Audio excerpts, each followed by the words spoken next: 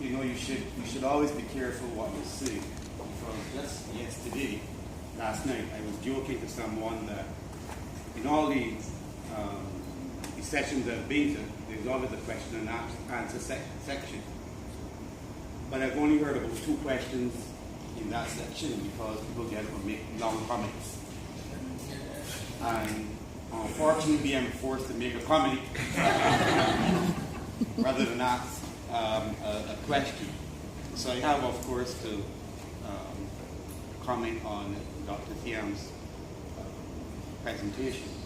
I have to say I agree with everything that you said. And it was my point exactly as you said. Microphone. Yeah. I said the one the microphone and projecting your voice. That voice won't.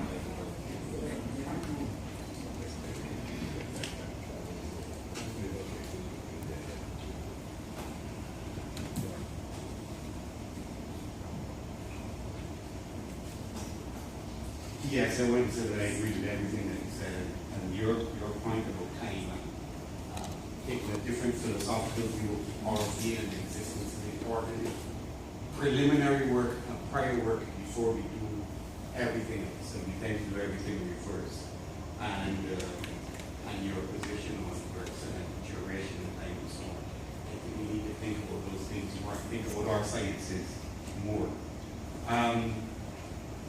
Concerning the Commission on Pan-African Affairs, I want to speak about origins. You know, I have a problem with people who try to ascribe authority because of origins. So, for example, we originated in Africa, so Africa has more authority than the Caribbean. We originated somewhere else, so there's some authority just by the mere fact of origin. But I also have a problem where we ascribe perpetual disability because of an origin. So we know that the origins of the Commission may have been controversial, political, necessary, battles that were necessary at the time.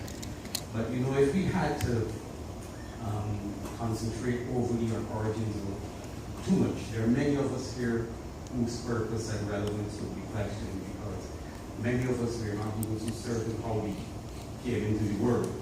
There was time when we were called bastards because of our origins, because of the way that we were born. I don't think that we should worry too much about the origins and the birth of the Commission and the purpose and so on. What I can say to you though is that, you know, another name for Barbados is the Rock. And it may be because it is extremely difficult to get anything to grow in Barbados. It is especially anything related to Pan-Africanism and that. And it's a miracle that David Commission, through whatever strategies and mechanisms and compromises, as alluded to both by the Vice Chancellor and the Prime Minister yesterday, and compromises that he had to make to get the organization established.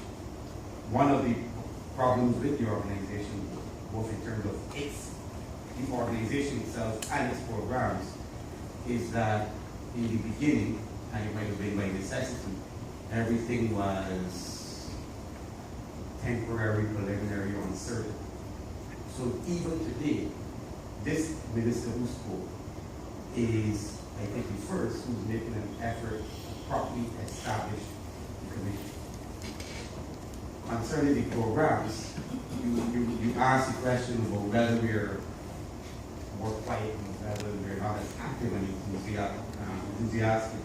The problem I found was that, you know, we had a period where there was a lot of heat, a lot of talk, and then the moment that stops, the program stops.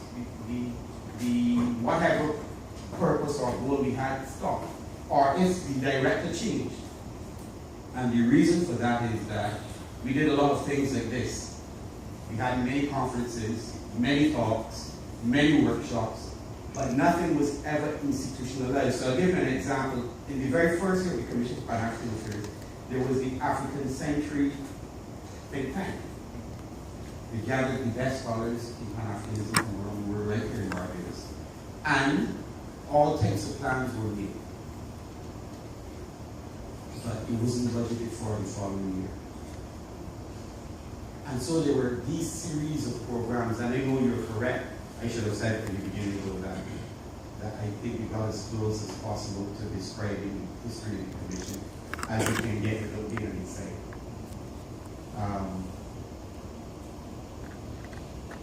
So we had this type of shock approach to having many programs and we hope that one would go through.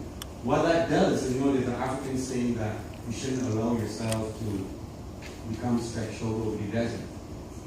If you do that with limited resources, you become stretched out over the desert. You eventually are unable to do anything meaningful and substantive.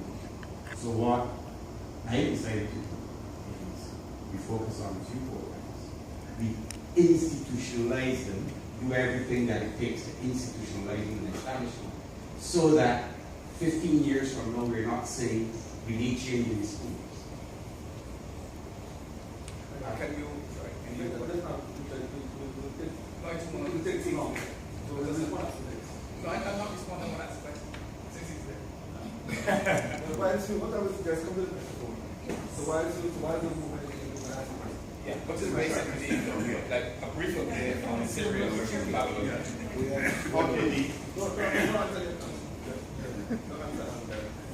Yes, my question is for Dr. What I take from your presentation, I think is very interesting. Because listening to all the sections, two issues for me as a philosopher loom large.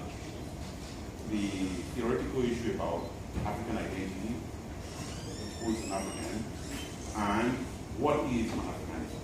And I think you try to address some of these, and your approach is that we should see the being, the Africanist, as not something that is situated in a particular point in time, but as something that is becoming in duration.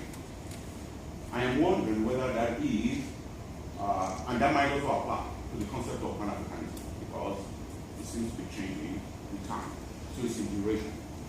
I'm wondering whether you would agree that there might be an alternative